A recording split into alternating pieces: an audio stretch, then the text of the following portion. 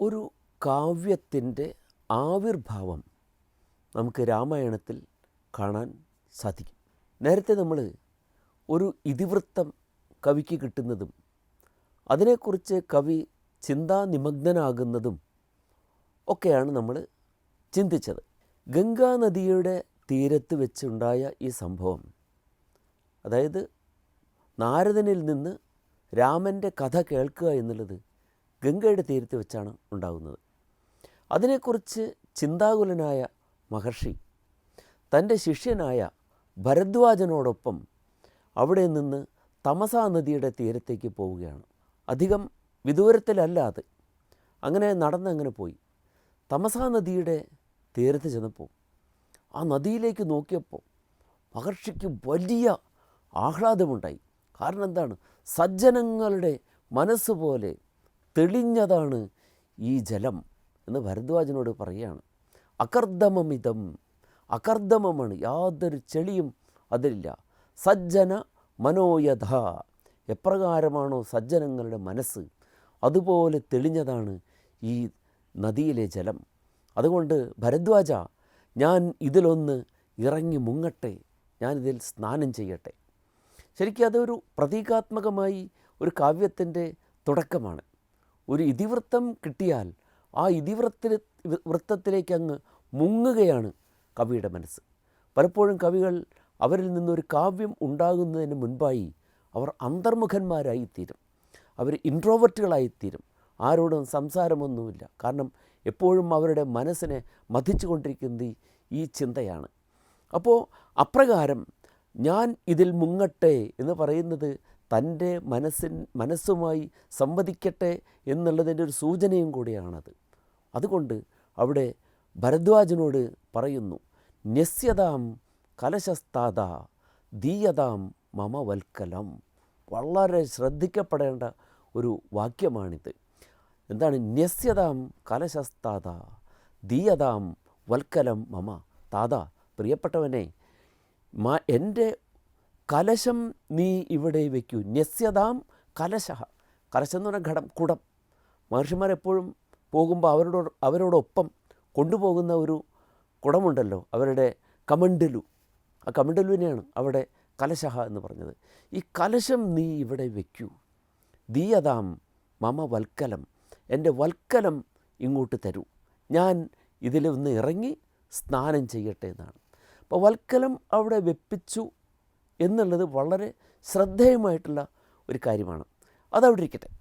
എന്നിട്ട് വാൽമീകി അവിടെ ഇങ്ങനെ നടക്കുകയാണ്. ഈ നദിയോട് ചേർന്ന് നല്ല നിബിഡമായിട്ടുള്ള വനമുണ്ട്. ആ കാനനത്തിൻ്റെ ശോഭ കണ്ടുകൊണ്ടാണ് മഹർഷി നടക്കുന്നത്. അങ്ങനെ നടക്കുന്ന സമയത്താണ് പെട്ടെന്ന് അദ്ദേഹത്തിൻ്റെ ശ്രദ്ധയിൽ 2 ക്രൗഞ്ചപ്പക്ഷികൾ വരുന്നത്.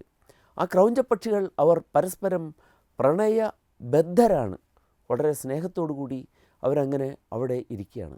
വാൽമീകി മഹർഷി അവരെ കണ്ടുകൊണ്ടിരിക്കെ തന്നെ, ഈ ഇണപ്പക്ഷികളെ കണ്ടുകൊണ്ടിരിക്കെ തന്നെ ഒരു വേടൻ അമ്പെയ്ത് അതിലെ ഒരു പക്ഷിയെ താഴെ വീഴ്ത്തി. അതിലെ ആൺപക്ഷിയാണ് താഴെ വീഴ്ത്തിയത് എന്ന് കൃത്യമായിട്ട് അവിടെ പറയുന്നുണ്ട്. യത് ക്രൗഞ്ചമിഥുനാത് ഏകം അവധീഹി കാമമോഹിതം എന്ന പദം അവിടെ പറയുന്നത് ഈ ഒരു സൂചനയാണതിൽ നൽകുന്നത്. കാരണം അമ്പെയ്ത് കഴിഞ്ഞപ്പോൾ ആ പക്ഷി എന്താണ്? ശോണപരീതാംഗനായി നിപതിച്ചു എന്നാണ്. ശോണപരീതാംഗനായിട്ട്, ശോണം ശോണിതം, രക്തം, രക്തത്തിൽ കുളിച്ച് ആ പക്ഷി അവിടെ താഴെ വീണു. ആ താഴെ വീണ പക്ഷിയെ കണ്ട് അതിൻ്റെ അടുത്തിരുന്ന ആ പെൺപക്ഷി ദീനദീനം വിലപിച്ചു. അതിന് സഹിക്കാൻ കഴിഞ്ഞില്ല. വളരെയേറെ അത് മർമ്മഭേദകമായ വിധത്തിൽ, ഹൃദയഭേദകമായിരുന്നു ആ കാഴ്ച. അങ്ങനെ ആ കാഴ്ച കണ്ടപ്പോൾ പെട്ടെന്ന് വാൽമീകി മഹർഷിയുടെ മനസ്സിൽ നിന്ന് ഒരു ശ്ലോകം പുറത്തേക്ക് വരികയാണ് ചെയ്യുന്നത്. അപ്പോൾ ഇവിടെ ശരിക്ക് ഹൃദയത്തിൻ്റെ ഒരു പൂർണ്ണത, ആ പൂർണ്ണമായ ഹൃദയത്തോടു കൂടി നടക്കുന്ന സമയത്ത് പെട്ടെന്നുണ്ടാകുന്ന ഒരാഘാതം. നമ്മളിങ്ങനെ ഒരു പൂർണ്ണ കുംഭം, നിറഞ്ഞ പാത്രം കൊണ്ട് നടക്കുന്ന സമയത്ത്, നിറയെ വെള്ളവുമായിട്ട് ഒരു ഘടം, അതും കൊണ്ട് നമ്മളിങ്ങനെ പോവുകയാണ്. ആ പോകുന്ന സമയത്ത് പെട്ടെന്നൊരു ഷോക്ക് ഉണ്ടായാൽ എന്താണ് ഉണ്ടാകുന്നത്? അതിൽ നിന്ന് കുറേ വെള്ളം തുളുമ്പിപ്പോകും. അതുപോലെയാണ് ഇവിടെ വാൽമീകി രാമൻ്റെ കഥയെക്കുറിച്ച് ചിന്തിച്ചുകൊണ്ട് നടക്കുന്ന സമയത്ത് ആദ്യം തന്നെ തമസാ നദിയിലെ ജലമാണ് കാണുന്നത്. ആ ജലം കാണുമ്പോൾ എന്താണ്, വളരെ സന്തുഷ്ടമായ മനസ്സോട് കൂടിയിട്ടാണ് അവിടെ നിൽക്കുന്നത്. ആ സന്തോഷത്തിലാണ് ഞാനൊന്നിതിൽ ഇറങ്ങി മുങ്ങണം എന്ന് പറയുന്നത്. അങ്ങനെ അതിൻ്റെ ചുറ്റുമുള്ള കാനനത്തിൻ്റെ ശോഭ കണ്ടുകൊണ്ട് നടക്കുകയാണ്. അപ്പോഴും വളരെ സന്തോഷം തന്നെ, പ്രകൃതിയുടെ ഭംഗി ആസ്വദിച്ചുകൊണ്ട് നടക്കുമ്പോൾ അദ്ദേഹത്തിൻ്റെ മനസ്സ് ഇങ്ങനെ ആനന്ദം കൊണ്ട് ആനന്ദപരിസ്പന്ദിയായിട്ട് നിൽക്കുന്നു. ആ സമയത്താണ് വളരെ പെട്ടെന്ന് തന്നെ ഒരു സന്ത്രാസം ഉണ്ടാകത്തക്ക വിധത്തിലുള്ള ഒരു ഷോക്കിംഗ് ആയിട്ടുള്ളൊരു സന്ദർഭം ഉണ്ടാകുന്നത്. ഒരു പക്ഷി ഇതാ ശരമേറ്റ് വീഴുന്നു.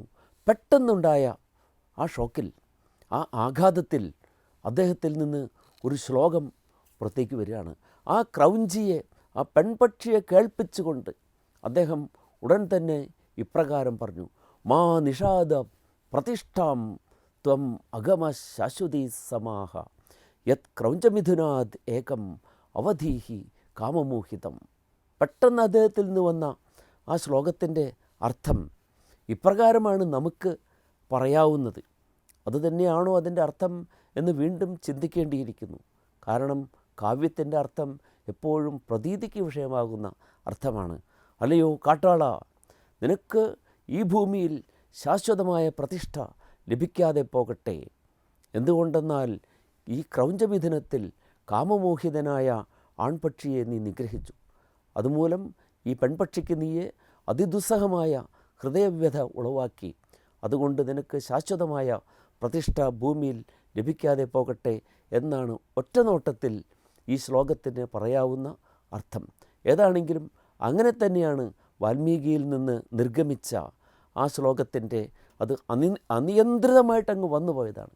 അതിൻ്റെ അർത്ഥം അതുതന്നെയാണ്. അപ്പോൾ അപ്രകാരം ഒരു ശ്ലോകം അവിടെ ഉടലെടുത്തു. വാൽമീകിയിൽ നിന്ന് അപ്രകാരം ഒരു ശ്ലോകം നിർഗമിച്ചു എന്നാണ് അതിനെക്കുറിച്ച് അവിടെ പറഞ്ഞിട്ടുള്ളത്.